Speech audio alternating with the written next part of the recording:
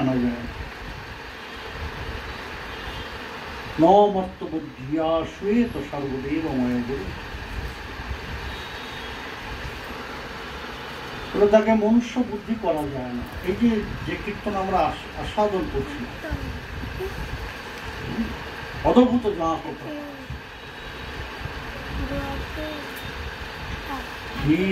অগে আনো তিমির বরদন সুচন্দ্র কিরণে করুণাস।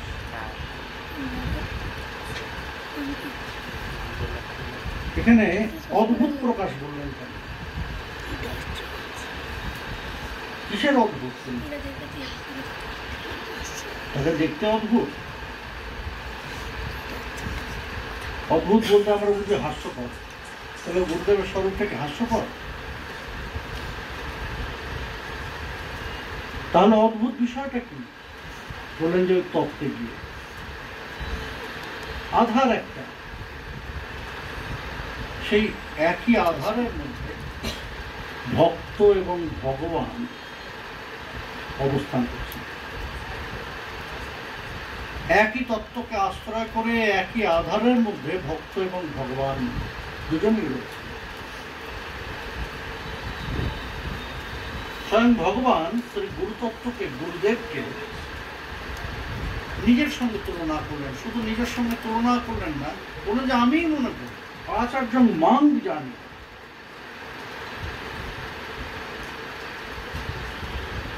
শ্রী গুরুদেবকে আমি বলে মনে করি, শ্রী গুরুদেবকে আমি কৃষ্ণ বলে মনে করি। না অবমানিত করেছি, কখনো তার মধ্যে যেন অবমাননা বুদ্ধি না আসে। ন মর্ত বুদ্ধিয়া অসুয়েত,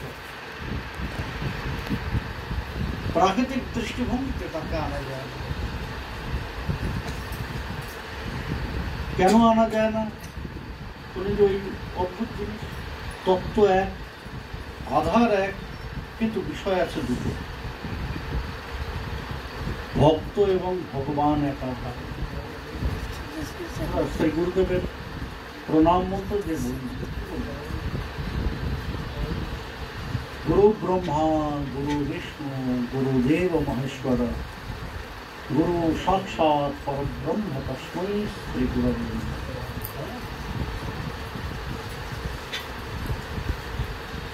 শ্রী গুরুদেবকে কার সঙ্গে তুলনা করছি? ব্রহ্মা বিষ্ণু মহেশ্বর। আবার ভগবান নিজে বলছেন সর্বদেবময় গুরু। ন মর্ত বুদ্ধিয়া শ্বেত সর্বদেবময় গুরু।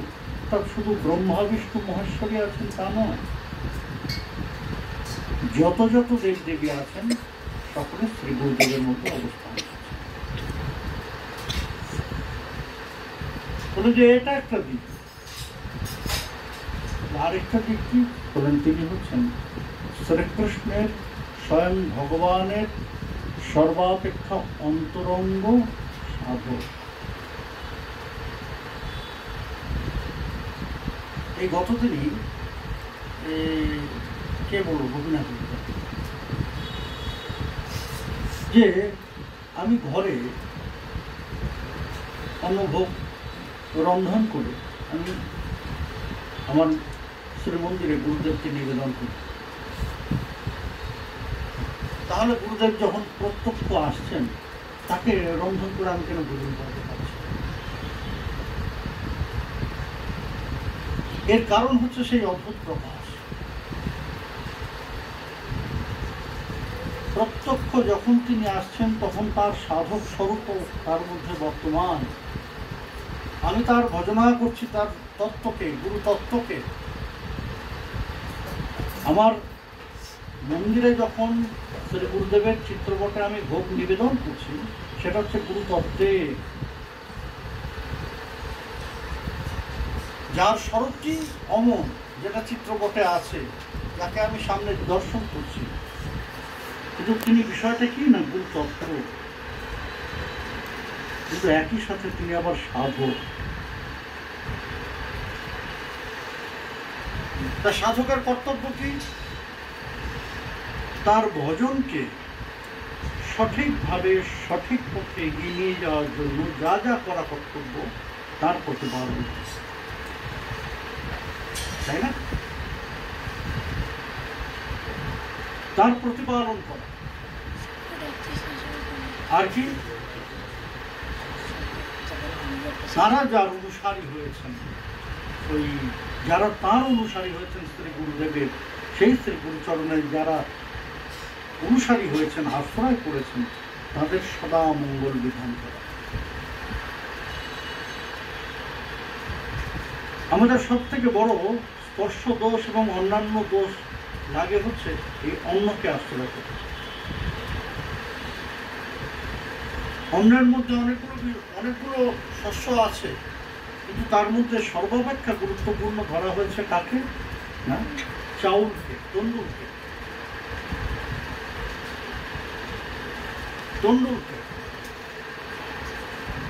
তা আমি একজনের কাছে নিলাম, আমার কোনো সন্তানের কাছে আমি সে রান্না করলো, যেমন তেমন ভাবে রান্না করলো, সে আমাকে দিল, আমি নিয়ে নিলাম।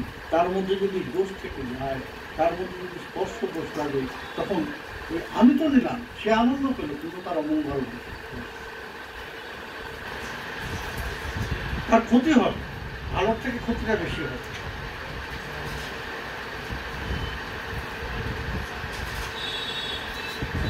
এই জন্যই অদ্ভুত যা প্রকাশ, এই প্রেম মুক্তি চন্দ্রিকার প্রথমেই জয় জয় শ্রী গুরু, না প্রেম শ্রী গুরু চরণ পদ্ম কেবল ভকত স্বর্ণ বন্দ মুই সাবধান মত। শ্রী গুরুদেবকে সাবধানে বন্দনা করার কথা বলেন। কেন? গুরুদেব কি বালু না রাক্ষস? তাহলে সাবধানে বন্দনা করতে হবে কেন? বলেন যে সাবধানতা এখানে বড় বিচিত্র স্বরূপ, যাকে বোঝা বড় কঠিন। ভগবানকে বোঝা সহজ, গুরুতত্ত্বকে বোঝা কঠিন। ভগবানকে বোঝা অনেক সহজ, মহাভূত তত্ত্ব, কিন্তু গুরুতত্ত্ব বড় বিচিত্র। কেন? না, সাধ্য এবং সাধক, ভক্ত এবং ভগবান একেবারে গায়ে লেগে আছে।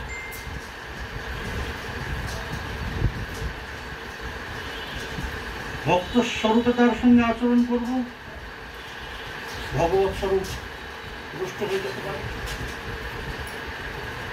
ভগবৎ স্বরূপে তার সঙ্গে যদি আচরণ করি, তার মনে আনন্দ না হতে পারে, আরে আমার সঙ্গে সক্ষতা রাখছে,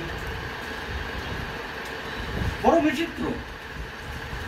এই জন্যই বললেন যে বন্ধু সাবধান মতো। ওই পুলিশের মতো, গুরু আর পুলিশের সম্পর্কটা অনেকটা একই রকম, জানেন তো? পুলিশের দোস্তি এবং দুশ্মনী দুটি খারাপ। পুলিশের বন্ধুত্ব ভালো না, শত্রুতাও ভালো না। শ্রী গুরুদেব ঠিক তেমন।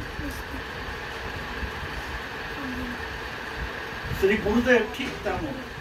তিনি রুষ্ট হয়ে গেলে ভগবান রাখতে পারেন না, আবার তিনি তুষ্ট হয়ে গেলেন। তিনি যদি তুষ্ট হন, যস্য প্রসাদাৎ ভগবৎ প্রসাদো যস্য প্রসাদান নবতি ধ্যায়ং স্তুবং তস্য যতস্য সঙ্গম বন্দে গুরুশ্রী চরণারবিন্দম। এই জন্যই বললেন যে এই সাধ্য এবং সাধককে একসাথে নিয়ে চলা, যদি বুঝে চলতে পারি, তাহলে জীবনের পরম হিতকারী কাজটা আমার ওখানেই হয়ে যায়। আমার সাধন পথে ৭৫% কাজটা ওখানেই হয়ে যায়, আমি যদি গুরুকে ধরে নিতে পারি ঠিকভাবে। গুরুকে দিয়ে যদি আমার হাতটাকে ধরিয়ে নিতে পারি। শাস্ত্র বলেন যে গুরুচরণকে চেপে ধরে, কিন্তু রসিক ভক্ত বলেন একটু অন্য কথা, বলেন যে না না, তুমি চেপে ধরো না, গুরুদেবের হাতের মধ্যে নিজের হাতটাকে ঢুকিয়ে দাও, যাতে গুরুদেব তোমার হাত থেকে ধরে নেয়। কেন? আর তুমি যদি চেপে ধরো জ্ঞানতা বশত কখনো তুমি ছেড়ে দিতে পারো, কিন্তু গুরুদেব যদি একবার তোমার হাত ধরে নেন তাহলে তুমি যত দূরেই যাও না কেন গুরুদেব আবার টেনে আনবেন। তোমার মন কখনো তিনি এদিক ওদিক যেতে দেবেন গুরুদেব যদি হাত ধরে নেন। এই জন্য আমাদের ওই শ্রী গুরুদেবকে যদি আমরা প্রসন্ন করে নিতে পারি, যশ প্রসাদ ভগবত প্রসাদ, ওই ৭৫ ভাগ কাজ ওখানে হয়ে যায় সাধন পথে। আর বাকি ২৫ ভাগ বলেন যে তারও দায়িত্ব গুরুদেব। যে গুরুদেবাষ্টকের প্রথম যে পর্যায়গুলো, শ্রীবিগ্রহারাধন নিত্য নানা শৃঙ্গার তন্মন্দির মার্জনাদো युक्तस्य भक्त्यांश्च निजुञ्जतोऽपि वन्दे गुरुश्री चरणारविन्दं। चतुर्विधश्री भगवत्प्रसादो साध्वन्यतृप्तान् परिभक्तसङ्घान् कृत्वैव तृप्तिं भजत सदैव वन्दे गुरुश्री चरणारविन्दं। বলেন যে আগে আমাকে ওই সাধনার জন্য প্রস্তুত করবেন কে? বলেন গুরুদেব। কি বলেন যে শ্রীবিগ্রহ আরাধনের যে যা যা পর্যায়ে আছে, না না যত রকমের কাজ আছে, শৃঙ্গার তন্মন্দির মার্জনাদি, শ্রীবিগ্রহের শৃঙ্গার আদি, মন্দির মার্জনাদি, হ্যাঁ, আর যা কিছু আছে সব কে শেখাবে? শ্রী গুরুদেব। শ্রী গুরুদেব শেখাবে। তারপর কি বলেন যে এখানেই নয়, শুধু তো পূজা আদি, মন্দির মার্জনা আদি, এগুলোতেই বিগ্রহ সেবা শেষ হয়ে যাচ্ছে না, নৈবেদ্যার কোন আছে, তাই না? চতুর্বিধ শ্রী ভগবত প্রসাদ সাধবন্য তৃপ্তান্তর ভক্ত কৃত্বৈব তৃপ্তিং ভজত সতত বন্দে গুরু চরণারবিন্দম। এখানে একটু ওই টুইস্ট আছে। চতুর্বিধ শ্রী ভগবত প্রসাদ চর্ব চস্য লেজ্জ পেয়, খাদ্যের ৪টে ভাগ আছে, তাই না? চর্ব চস্য লেজ্জ পেয়, এই ৪টে ভাগ আছে। তিক্ত, কষায়, কটু, অম্ল, মধু, এই ৫টা স্বাদ আছে। বলেন যে এই যে চতুর্বিধ পর্যায়ের চতুর্বিধ স্বাদের যে নৈবেদ্য, এই নৈবেদ্যগুলো কিভাবে প্রস্তুত করে ভগবত চরণে অর্পণ করবেন, ভগবানকে নিবেদন করবেন, সেটা যেমন শেখাবেন গুরুদেব। আবার কি বললেন? চতুর্বিধ শ্রী ভগবত প্রসাদ সাধবন্য তৃপ্তান হরিভক্ত সংজ্ঞা। ভক্তকে তৃপ্ত করছেন কি দিয়ে? এই যে ভগবত প্রসাদের কথা কি বললেন? ওই যে শ্রী গৌর সুন্দর যে ভাবগুলিকে আমাদের প্রচার করতে এসেছেন, চারি ভাবের ভক্তি জ্ঞান আচাই মন। কারণ আপনি যুগল সেবা করবেন, গৌর গোবিন্দ সেবা করবেন, একটা নির্দিষ্ট ভাবকে আশ্রয় না করলে সেবা হবে না। একটা নির্দিষ্ট ভাব ধরে অগ্রসর হতে, তবে সেই বন্ধনটা সৃষ্টি হয়। সে আপনি সখ্যভাবে অগ্রসর হন, দাস্যভাবে অগ্রসর হন, বাৎসল্যভাবে অগ্রসর হন, আর মধুরভাবে অগ্রসর হন, একটা ভাব ধরে অগ্রসর হতে, সম্বন্ধের সৃষ্টি তো করতে হবে, তাই না? তোমার সঙ্গে সম্বন্ধ কি জানি, সম্বন্ধের কোনো নাম নেই, সেই সম্বন্ধ দৃঢ় হয় না যে সম্বন্ধের কোনো নাম নেই। সেই সম্বন্ধটা কেমন না? সংশয়াকুল। যে সম্বন্ধের নাম নেই সেই সম্বন্ধে সংশয় থাকে। বলেন যে না, গুরুদেব সেই সমস্ত সংশয়কে দূর করে দেন নির্দিষ্ট একটি ভাবের মধ্যে, ওই ৪টে ভাবের আস্বাদনে তৃপ্ত করে। এটাই হচ্ছে সেই শ্রেষ্ঠ ভগবত প্রসাদ। দাস্য, সখ্য, বাৎসল্য, মধুর, এই যে ৪ প্রকার ভাবের আস্বাদন, এই ভাবের আস্বাদনে তৃপ্ত করে আমাদের ভগবত চরণে অর্পণ করেন, সেবার জন্য যজ্ঞ করে তোলেন। এরপরে কি আমাদের গ্রহ নিকুঞ্জ সেবার উপদেশ আরম্ভ। শ্রীরাধিকা মাধবয়োপার মাধুর্য লীলা গুণরূপ নাম্না প্রতীক্ষণা স্বাদনরূপস্য বন্দে গুরুশ্রী চরণারবিন্দ নিকুঞ্জ योनरतिकेज सिद्धैर्यायादि विमुक्ति अपेक्षणीया तत्राति दाक्षादति बन्धवस्य गुरुश्री चरणारविन्द। বলে যে রহ নিকুঞ্জ বিলাসের যে পারিপাট্য, সেই পারিপাট্য বিষয়ে অভিজ্ঞা সখীগণের সঙ্গে তিনি সদা মন্ত্রণায় লিপ্ত থাকেন। কেন? সেবার সৌষ্ঠব, সেবার মাধুর্য আরো শ্রেষ্ঠভাবে কিভাবে করা যায়, তিনি তাদের সঙ্গে আলিভি অর্থাৎ অন্যান্য সখীবৃন্দের সঙ্গে সদা মন্ত্রণা করে, শুধু নিজে মন্ত্রণা করছেন তা নয়, সঙ্গে তার অনুসারী যারা আছেন, যাদের সেই নিকুঞ্জ সেবার মধ্যে নিযুক্ত করেছেন, সেই তাদেরকেও সেই নিকুঞ্জ সেবার সৌষ্ঠব মাধুর্য আরো শ্রেষ্ঠভাবে করানোর জন্য উপদেশ করেন। আর নিজেও লিপ্ত হন, আর সাথে যন্ত্র সেই নিকুঞ্জ সেবাকে নিযুক্ত।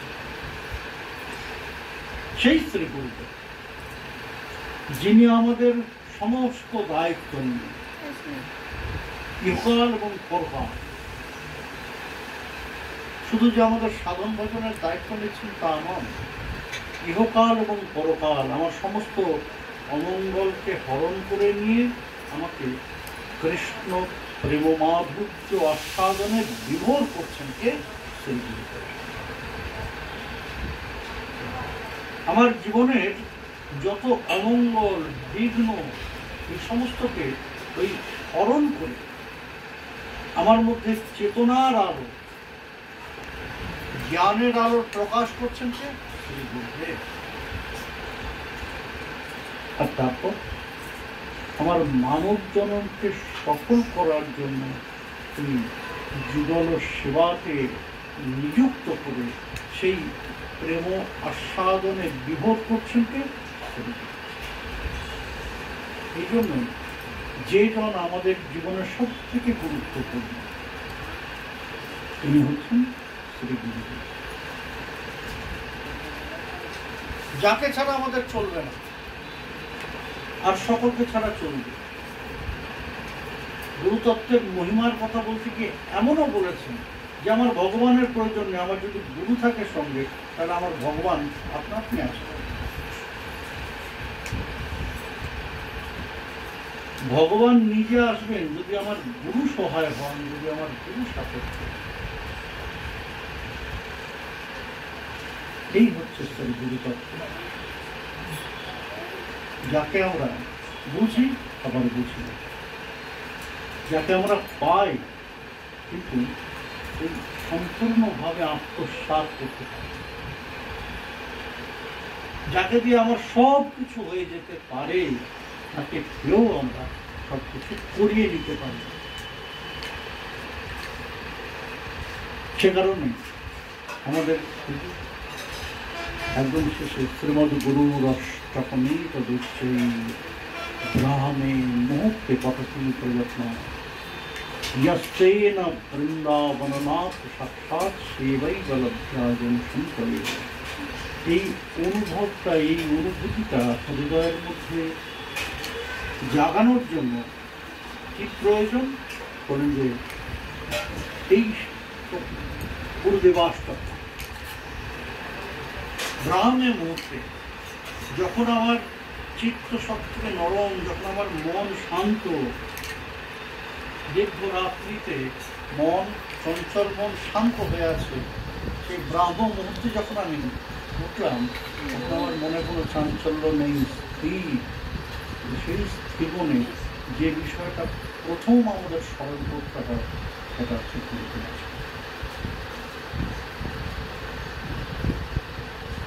যদি এমনভাবে আমরা রোজ সেই ব্রাহ্মণ মুহূর্তে গুরুদেবাষ্টকের শান্ত মনে গুরুদেবাষ্টককে অনুভবের সাথে আমরা পাঠ করি, তাহলে যস্তেন বৃন্দাবননাথ সাক্ষাৎ সেবাই হল তাহলে ওই নিকুঞ্জ সেবায় বৃন্দাবন নাথের সাক্ষাৎ শুধু নয়, তার সেবাতে নিযুক্ত হওয়াটা আমাদের কাছে অতি সুলভ। সুতরাং যার যার শ্রী গুরুদেব কৃপা লাভ হয়েছে, গুরু কৃপা যেমন তেমন নয়, গুরু কৃপা অহৈতুক অযাচিত মোহেন পতিত হেরে যো কুহু যাচি দেওয়াল হরিনাম। আমার যোগ্যতা নেই, তারপরেও যিনি কৃপা করে আমাকে এই অমৃত নামের গান করেছেন, তিনি হচ্ছেন পরম করুণাময়। সুতরাং যার যার গুরু কৃপা লাভ হয়েছে, তারা সেই গুরু কৃপা কি প্রাপ্ত হয়েছেন সেটা অনুভব করার চেষ্টা করেন। গুরু কৃপা বেশি। জয় গৌর, জয় নিতাই।